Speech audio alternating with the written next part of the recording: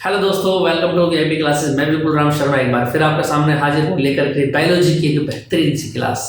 दोस्तों बात करते हैं आज 10th class UP plus CBSE की बायोलॉजी की सेकंड क्लास के बारे में। देखिए हमारा चैप्टर चल रहा था हेरिडिटी एंड इवोल्यूशन और यहाँ पर फर्स्ट क्लास में मैंने आपको बहुत सारी बढ़िया बढ़िया चीजें आपको कराई थी। आई होप आप वो सब चीजें याद करके आए होंगे, ऐसा मान करके हम चल रहे हैं।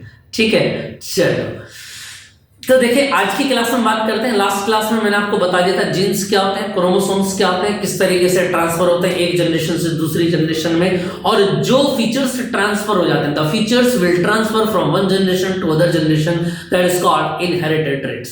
क्लियर है? और जो ट्रांसफर नहीं हो पाते उनको नॉन इनहेरिटेड ट्रेट्स कह देते हैं। क्लियर बात समझ में आ गई? अब आप एक एग्जांपल यहां पर समझे क्या। देखो एक एग्जांपल आप समझे, जैसे मान लिया कोई आदमी है ना, और उसकी एग्जांपल मैं आपको बता देता हूं यहां पर।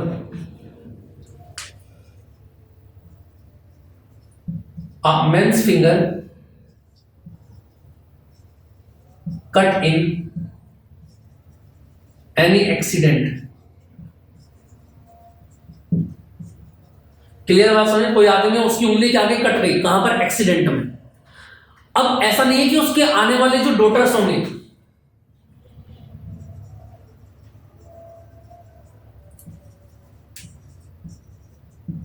अब जो अपकमिंग डॉटर होंगे या सन होंगे उन सब की भी फिंगर्स कटी हुई होगी। आप मेरी बात को समझे, हेरिडिटी का मीनिंग क्या है? हेरिडिटी का मीनिंग ये है कि जो भी फीचर्स आपको जीन के थ्रू जीन्स के थ्रू मिलेगा उसी को आप क्या बोलेंगे? हेरिडिटी बोलेंगे। ऐसा नहीं है आपकी किसी एक्सीडेंट में कहीं आपका एक्सीडेंट हो गया और उस एक्सीडेंट में आपको कोई फिंगर कट गई, आपका हाथ कट गया या पैर कट गया, तो आपके आने वाले बच्चे जो होंगे वो भी इसी तरीके के पैदा होंगे। ये क्या है? नॉन इनहेरिटेड ट्रेट्स है। क्या है ये? नॉन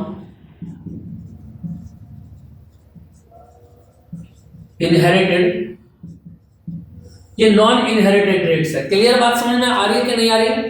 यहां तक की बात समझ में आ रही है? चलो अब इससे आगे की बात को स्टार्ट करें हम। देखिए जरा,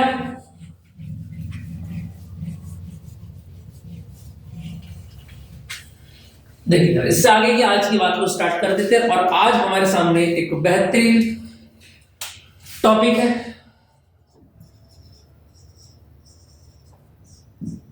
ग्रेगर जॉन मेंडल। कुछ दिखाई दे रहा है सामने या नहीं, बताना जरा। ग्रेगर जॉन मेंडल, फोटो आपको दिखाई दे रही है और पिक्चर्स में आपको दिखाई दे रहा होगा कि ग्रेगर जॉन मेंडल बहुत ही ज्यादा हैंडसम प्रतिभावान साइंटिस्ट थे। ठीक है, हाँ इनको हैंडसम भी बोला जाता था। चलिए बात करते हैं आगे। इन्होंने क्या बताया? देखो हेरिडिटी में ट्रांसमिशन किस तरीके से हो रहा है, इस बात के ऊपर मेंडल ने एक्सपेरिमेंट किए थे, है ना। उन्होंने जनरेशंस फाइंड की थी, पहली जनरेशन दूसरी जनरेशन, और दोनों जनरेशनों में डिफरेंस भी निकाला था, जिसके बेस पर हमने हेरिडिटी और इवोल्यूशंस की पूरी गाथा लिखी है। क्लियर बात समझ में आ रही है? तो देखिए जरा, अगर हम बात करते हैं ग्रेगर जॉन मेंडल की, तो याद रखना ग्रेगर जॉन मेंडल 1822 में पैदा हुए थे और 1884 में इनका हैप्पी बर्थडे बन गया था। समझ में आ रही है कि नहीं आ रही है बात? ठीक है, चलो यहां से आगे की बात को स्टार्ट करते हैं। ग्रेगर जॉन मेंडल का नाम क्या है? याद रखेंगे, फादर ऑफ जेनेटिक्स। ये बात याद रहेगी कि नहीं रहेगी? बताना जरा, बताओ भैया, ये वाली बात याद रहेगी कि नहीं रहेगी? इसको नोट कर लेना, 1 मार्क्स में आता है एग्जाम में, फादर ऑफ जेनेटिक्स। क्लियर बात समझ में आई है? ग्रेगर जॉन मेंडल को कहा जाता है फादर ऑफ जेनेटिक्स। ठीक है, चलो अब याद रखेंगे क्या? देखो स्टार्ट करते हैं यहां से। Mendel works on a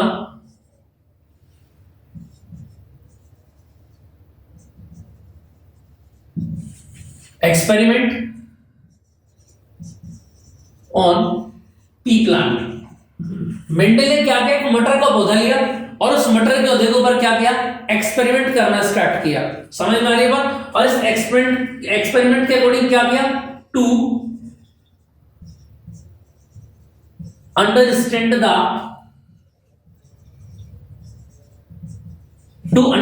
the heredity के फॉर्मूलेस को, टेक्निक को समझने के लिए इन्होंने एक पी प्लांट लिया। अब देखो यहां से सवाल बन जाता है कि इन्होंने पी प्लांटी क्यों लिया, इन्होंने पी प्लांटी क्यों लिया, अभी बताऊंगा क्यों लिया। समझ लो, पहले इस बात को समझ लो जो मैं बता रहा हूं। Mendel works on experiment on pea plant to understand the heredity, heredity को समझने के लिए इन्होंने ये किया। समझ में आ रही है बात? देखो अगर आगे की अगर मैं बात करूं, हिज वर्क लेड टू, ये जो इन्होंने वर्क किया था इसने क्या किया था, लेड टू फाउंडेशन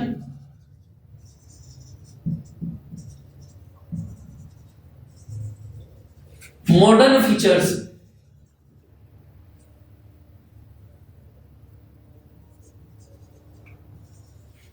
क्लियर बात समझ में आ रही है? His work led to foundation modern features, clear बात समझ में आ रही है? ठीक है, फीचर्स कहते हैं या जेनेटिक्स कहते हैं, मॉडर्न जेनेटिक्स भी आप इसको लिख सकते हैं।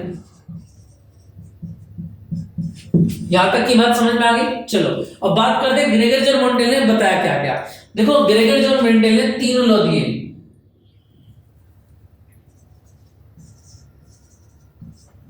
he gave 3 laws of heredity. समझ में आ रही है बात?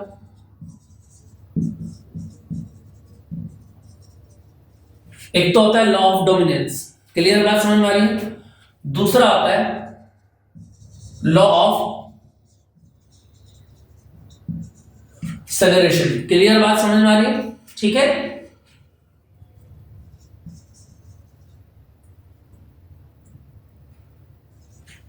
लॉ ऑफ सेग्रेगेशन होता है। ठीक है, क्लियर बात समझ में आ रही है? और थर्ड क्या होता है, अगर हम थर्ड की बात करें तो याद रखेंगे आप law of independent association, clear बात समझ में आ रही है? तो 3 लॉ यहां से बन जाते हैं, समझ में आ रही है बात? एसोरमेंट,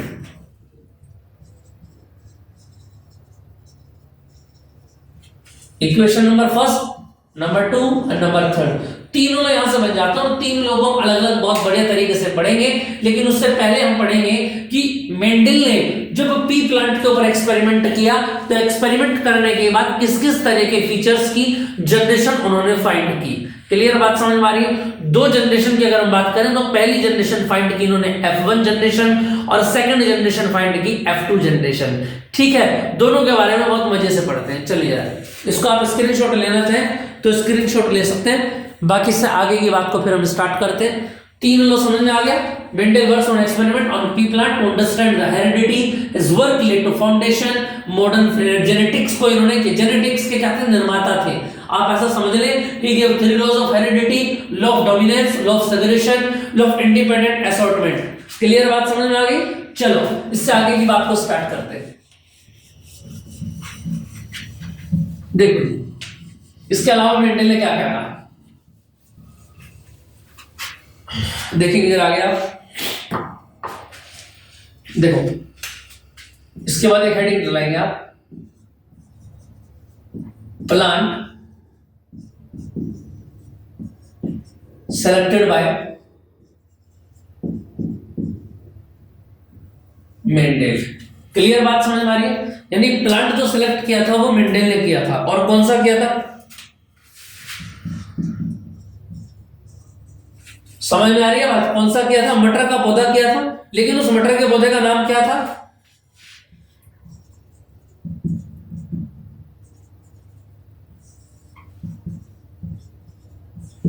क्लियर बात? साइंटिफिक नेम पूछा जाता है एग्जाम के अंदर, तो याद रखना पिसोनियम सेटिवियम। ठीक है, इसका नाम याद रखना TIVUM, ये साइंटिफिक नेम होता है। क्लियर बात समझ में आ गई? ठीक है, इस नाम को आप याद रखेंगे, 1 मार्क्स का क्वेश्चन यहां से पूछ लिया जाता है। अब यही पौधा क्यों लिया था? देखो मटर के पौधे का देखो जनरेशन कब बनती है, समझ में आ रही है बात? आप ऐसा मान के चलें कि मटर के पौधे का जो आयु होती है, जो एज होती है, वो केवल 1 ईयर होती है।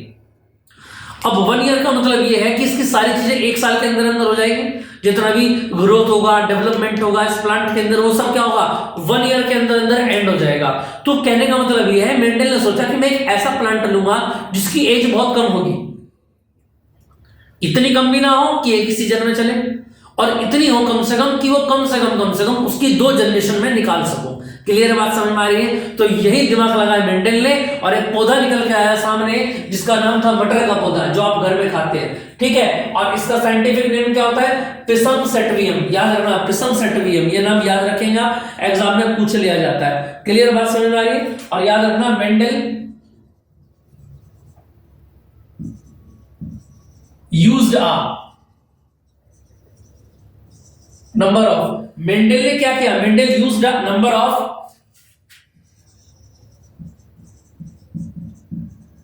कॉन्ट्रास्टिंग कैरेक्टर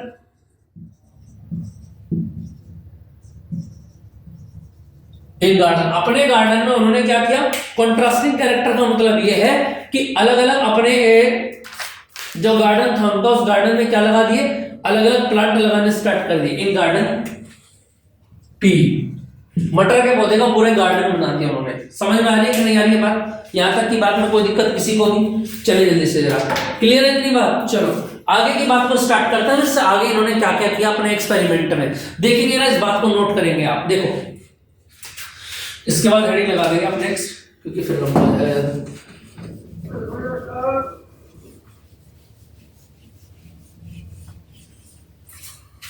इससे आगे की अगर मैं बात करूं तो यहां आप लिखेंगे मेंडल एक्सपेरिमेंट, ठीक है। और देखिए जरा, अगर मैं मेंडल एक्सपेरिमेंट की बात करूं तो देखिए बच्चा जरा, मेंडल एक्सपेरिमेंट को स्टार्ट कहां से करते हैं देखिए जरा। सबसे पहले अगर मैं बात करूं, क्या देखो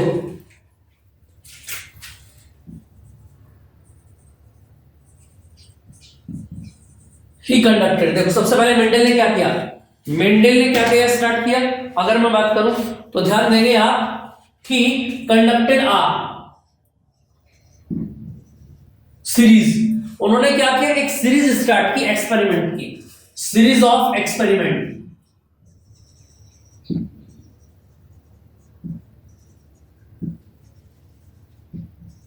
सीरीज ऑफ एक्सपेरिमेंट जिसमें उन्होंने क्या किया? इन विच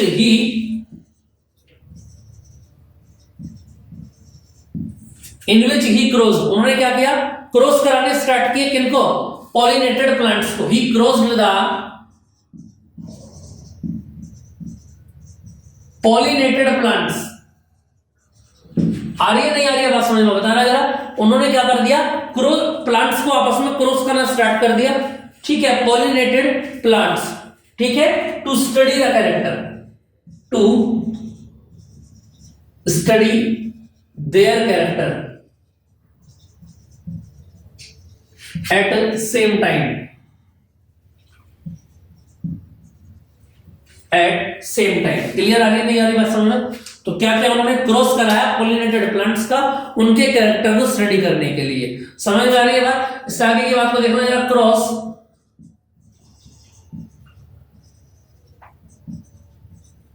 between two plants.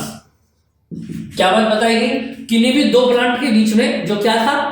Between two P plants, है ना, ठीक है।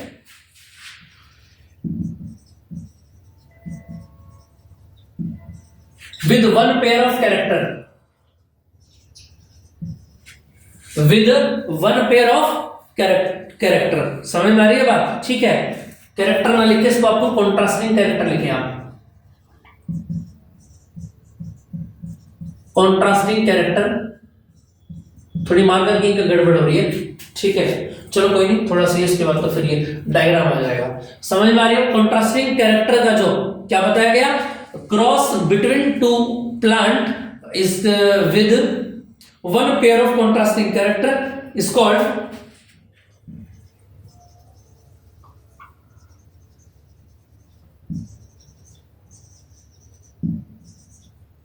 इसको याद रखिएगा मोनोहाइब्रिड। क्या बोलेंगे इसको?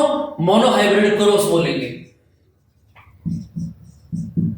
क्लियर बात समझ में आ रही है? यानी कहने का मतलब ये है जहां पर कॉन्ट्रास्टिंग कैरेक्टर का केवल वन पेयर हो, केवल एक ही कैरेक्टर को लेकर चले। उन्होंने दो पौधे लिए लेकिन एक ही कैरेक्टर के दो पौधे ले लिए। समझ में? जब जहां पर कैरेक्टर एक हो, याद रखना, जहां पर where character is one that is called mono. Mono का मतलब क्या होता है? एक। हाइब्रिड क्रॉस होगा। क्लियर आई बात समझ में नहीं है? चलो आगे की बात को स्टार्ट करें, इसको जल्दी से देखे जाएगा।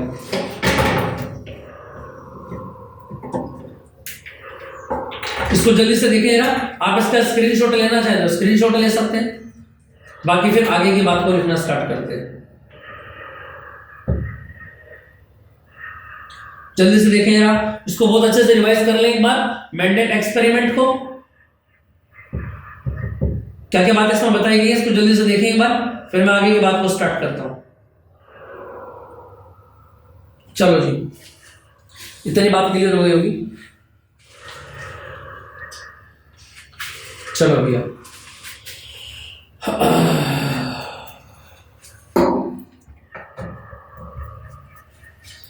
तेरे बिना जिंदगी से कोई शिकवा तो नहीं। चलो हाँ, समझ में आ रहा है, चिंता मत करो। इस टाइम सुबह के 3:30 बजे हुए जब मैं रिकॉर्ड कर रहा हूँ ये लेक्चर, ठीक है, बढ़िया मजा आ रहा है। चलिए देखेंगे आगे, क्लियर है इतनी बात, यहां तक की बात आपको समझ में आ गई। अब मोनोहाइब्रिड क्रॉस से आगे की बात करते हैं। देखें जरा, क्योंकि ना चक्कर ये है कि इस टाइम ना बिल्कुल भी आवाज नहीं होती है, साउंड बिल्कुल शांत पड़ेगी पूरी दुनिया, और तैयारी करने में मजा तभी है जब दुनिया सो रही हो। समझ में आ रही है बात, ये बात याद रखना मेरी, ठीक है। चलो जी स्टार्ट करते हैं। मोनोहाइब्रिड क्रॉस, ठीक है।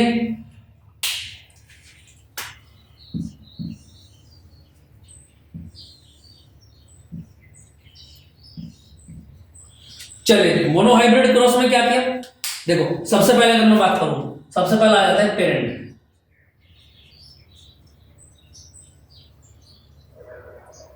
क्या किया उन्होंने भाई, एक तो उन्होंने ले लिया टॉल प्लांट,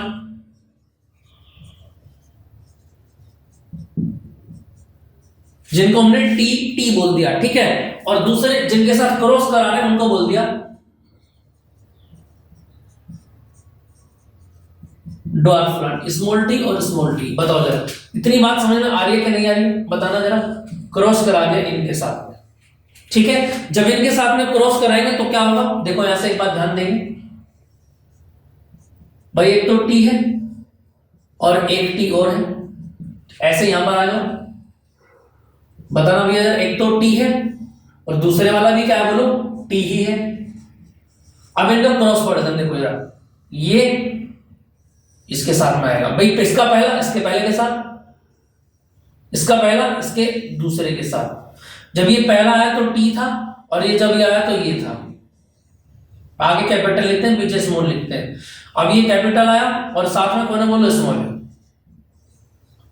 अब इधर आ जाओ, ये और ये, इधर बोलो क्या बनेगा, कैपिटल टी है और साथ में कौन है, स्मॉल टी है। समझ में आ रही है, इधर आ जाओ, कैपिटल टी है स्मॉल टी है। देखो कहने का मीनिंग क्या हुआ, अब यहां पर क्रॉस करने के बाद ये मिलती है हमको F1 जनरेशन। क्या मिलती है,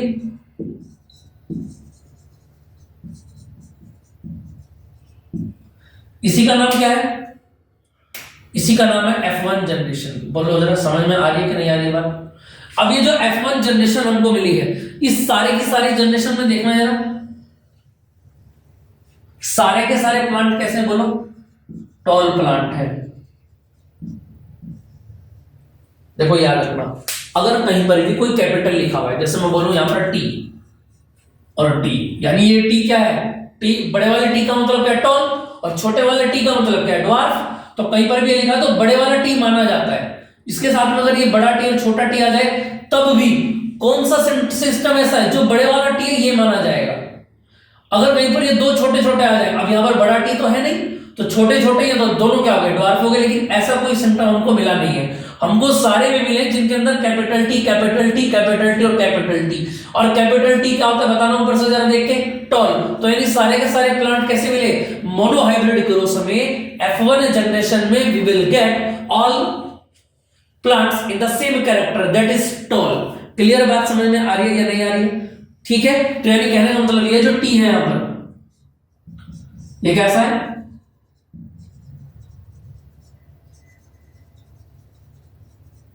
डोमिनेंट कैरेक्टर, यानी कि जो शो हो रहा है, सारे लंबे है ना, दिखाई दे रहे हैं या नहीं दिखाई दे रहे हैं? और ऐसा कैरेक्टर जो दिखाई नहीं दे रहा है,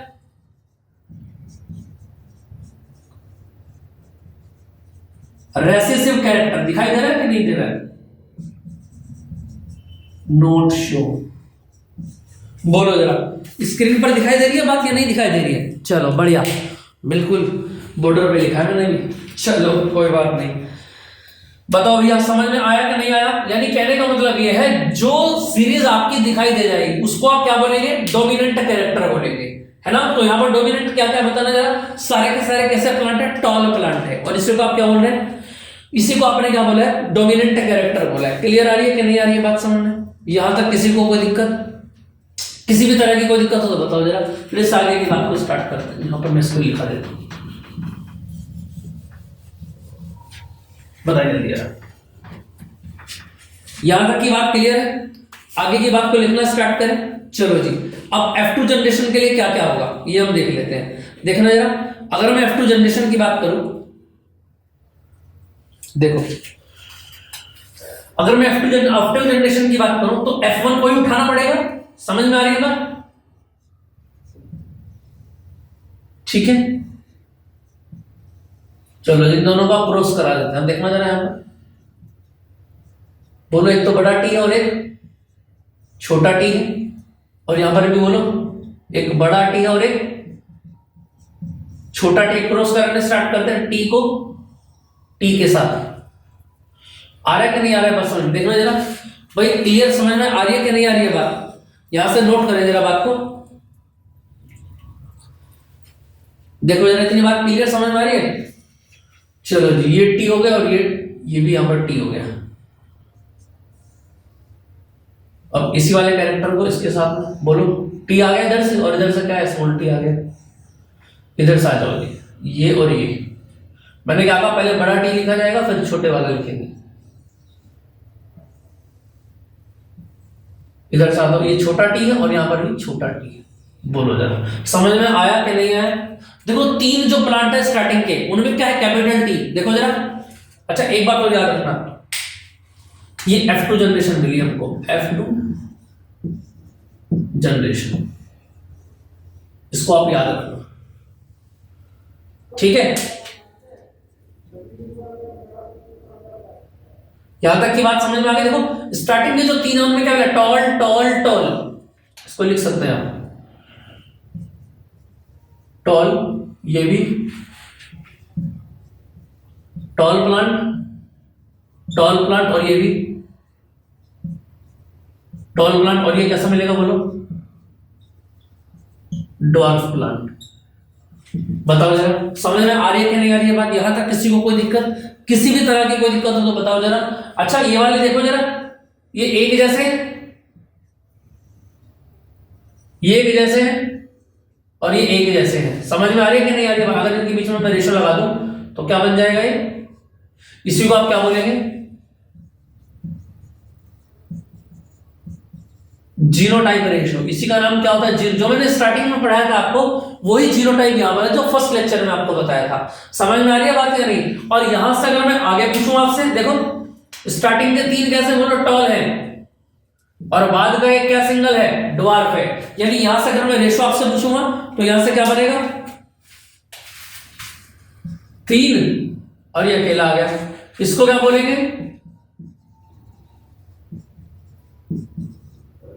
फिनोटाइप रेशियो। बोलो जरा समझ में आ रही है कि नहीं आ रही है बात समझ में? तो 3:1 क्या बन जाता है? फिनोटाइप रेशियो बन जाता है। अब ये याद रखना, फिनोटाइप का पी से आप याद रखेंगे, इसका मतलब होता है फिजिकल।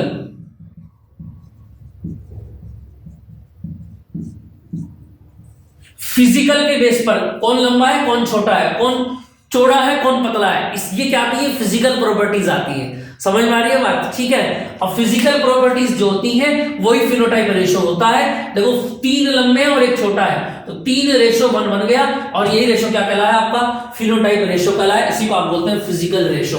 क्लियर बात समझ में आ गई? अगर रेशियो सिंगल सिंगल होते हैं तो फिर इसको आप ऐसे बोलते हैं, ठीक है, उसको बोलते हैं जीनोटाइप रेशियो। और ये आपकी क्या बन जाती है? F2 जनरेशन बन जाती है मेंडेल के एक्सपेरिमेंट से। समझ में आ रही है कि नहीं आ रही है बात समझ में? यहां तक की बात समझ में आ गई? ठीक है, चलो इतनी बात समझ में आ गई? इसको जल्दी से एक बार कॉपी कर लें आप, जल्दी से इसको कॉपी कर लें। और ये था आपका मोनोहाइब्रिड क्रॉस। ठीक है, हाइब्रिडेशन जो होता है वो दो तरीके का होता है, मोनोहाइब्रिड होता है और डीहाइब्रिड होता है। आज की क्लास में मैंने आपको करा है मोनोहाइब्रिड। नेक्स्ट क्लास में मिलेंगे जो बेहतरीन टॉपिक के साथ जिसका नाम होगा डीहाइब्रिड, और वहां पर मैं मेंडल के तीनों जो मैंने फर्स्ट लेक्चर में आपको लिखाए थे, law of segregation, law of dominance और लॉ ऑफ इंडिपेंडेंट असॉर्टमेंट, वो तीनों के तीनों मैं वहां पर एक्सप्लेन करूंगा और यहां से एक एक चीज आपको उठा के क्लियर करूंगा। इसकी शॉर्ट क्वेश्चंस की एक शीट भी मैंने आपको बनाई है, चैप्टर जैसे कंप्लीट होगा तुरंत अपलोड हो जाएगी ग्रुप में। तो बच्चा आपसे रिक्वेस्ट है, जितना प्यार आप दे रहे हैं देते रहिए, सब्सक्राइब करते रहिए, लाइक करते रहिए, हमको पसंद करते रहिए, लेक्चर को देखते रहिए और अपने यारों दोस्तों पंटर लोगों में हमारी बात करते रहिए। ठीक है, ग्रुप ज्वाइन कर लें, वहां पर सारी पीडीएफ आ जाती है, आपके ही फेवर की बात कह रहा हूं। ठीक है, जय हिंद, जय भारत।